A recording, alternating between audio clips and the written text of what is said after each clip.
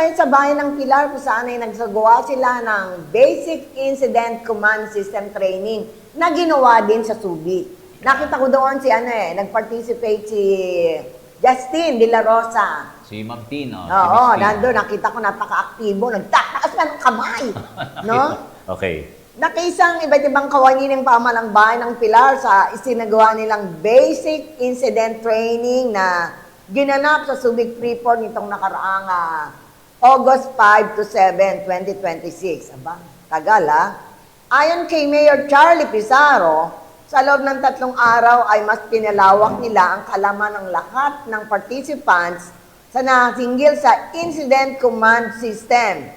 Kabilang na rito ang tamang koordinasyon, malinaw na pagtatalaga ng mga tungkulin, at maayos na pamamahala sa panahon ng emergency at kalamidad. Nagamit na siguro nila yan, no?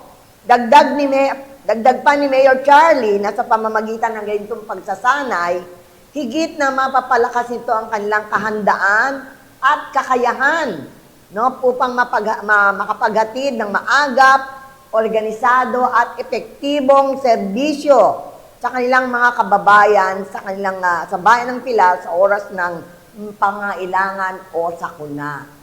Nagamit na nila dahil bumagyo. Yes. Pagkatapos ng workshop nila, tamang-tama, press pa sa kanila yung mga natutunan nila kung ano yung gagawin. So, yan magaganda rin, ano? Lahat man ng bayan nagsasagawa ng ganyan. Pero ang number 1 na nakita ko nagsasagawa niyan, Pilar, bayan ng Maribeles, Hermosa, at saka Dinalupihan.